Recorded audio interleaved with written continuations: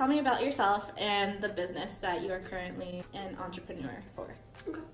So my name is Alex Garza. I'm currently a senior here at Seattle U, and my business that I'm looking to pursue is a cake pop company called We Be Poppin', and I'll be running it with my sister's husband. How do you define success? For me, success just means that I've gotten to a point in my life where I'm content with what I've done, and I feel like I've achieved what I wanted to and all that I can. So it's super broad because success always changes for me. What I want and what I think I want are constantly changing. So therefore, what I find success in will keep changing. So we talked about it a little before, but can you tell me and summarize where your inspiration came from, and I guess where that even connection with your brother-in-law started to start this business? Yeah, so it's a really cute story actually. My sister's husband, Sean, he discovered that he was really good at making cake pops because his 4-year-old daughter really likes them, so he was just making them all the time. And then one day, it was actually around like Thanksgiving break, we were all together, and he came up to me, he's like, Alex, I have this great idea, I want to make these cake pops, I'm really good at it, can you help me run the business? You're the one that's going to get the degree. And I was like, oh, obviously, like that's super exciting and just like kind of fun, so that's how it all started. So next question, how did you move from the idea to something actually providing in the market, or is it still kind of in the works at the moment? It's still in the works at the moment. With school and everything, it's kind of hard to, school's in the forefront, so it's hard to put a lot of focus on that right now. But during breaks and things like that, we get together, and right now we're in the process of really just getting all the official paperwork done, and we've made some sales to some people, like some friends of my parents, and they've loved them, but we hope to get them into farmers markets to really get more exposure. Okay. Kind of more in the planning stages. Was it because of your connection with your brother-in-law, or do you have any other people that you are trying to connect with to organize your team? How, in general, do you organize your team? So right now it's just us, and it's still okay that we're still so small because all the work that we have ahead of us is manageable with just us. And one day if we do have a lot more orders that we can't handle, then we would like to hire more people. But for now, the way we organize is literally just, oh hey, are you busy today? Like, okay, come over, like we need to talk some things over. And he's the one who makes the cake pops, and he's been teaching me, but I'm more the business side of things because that's what he doesn't know about. Are you guys trying to keep it more of a small scope, or do you guys think you're going to be doing kind of like a bigger branching out thing and have your own like bakery, factory, maybe have it on the shelves of Safeway at some point? Or? So the way Sean described it, how he wants it to be is we want to keep doing this as long as it's still fun for us, because what's the point of doing something that's not fun if you don't have to?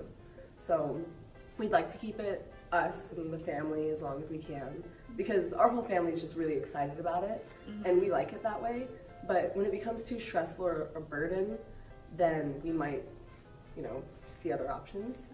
But it would be super cool to get as big as we can while still enjoying it. And we even talked about selling to independent coffee stands and things like that to keep it a little bit more manageable. Next question, if you could have, what would you have done differently, or what do you plan on, if anything, changing since you're in kind of the beginning stages? What I would have done differently is not started while I'm still in school, because it's kind of a stressor for me, because I'm still thinking about it and there's still so much to get done and it's always in the back of my mind. But if not now, then when? That's really it. It's one of those things where you always think, oh, well, when I have time. You're never gonna just have time that's dedicated to cake pops. Right. So maybe taking it on at a less stressful time, but it's not the worst thing to happen. Are you planning on graduating by the end of spring quarter? Mm-hmm. Do you think that once the quarter's over, are you gonna put more focus towards this? And absolutely, that's my plan. And the hope is that we get all the important paperwork done first, because farmers market season is going to be in the summer. So it'd be great if I could graduate and then I could be at the farmers market. What makes you a great entrepreneur? I think my ability to take criticism and to learn from it, because being an entrepreneur is about failing and learning, And if you're afraid to make mistakes, then you're never going to actually try anything. In saying that, is there a big challenge as an entrepreneur now that you're seeing or trying to, when you're trying to go through all these processes and making your business come to life? Is there anything that sticks out? It's a lot. It's so much learning. Like, you have to be willing to learn. And, we take all these classes here, but at the end of the day, Google's going to be your best friend. Because you don't have your notes. Yeah, it's really just being willing to learn. What role did education have in your success? I think it made me feel confident enough to move forward with this, because I do feel capable because of what I've learned, but I do not at all believe that I've learned everything I need to know to do everything right off the bat. I just think that it put me in a position that makes me feel confident. So the last question is a little bit difficult. What would be the most important question that I did not ask today and your own answer? And to make it a little easier, if you were to ask another entrepreneur kind of their experience and something that's important from a learning aspect, that would be your question, and what would be your answer? I think a good question would be what my relationship with failure is. And like I mentioned before, I am accepting of it.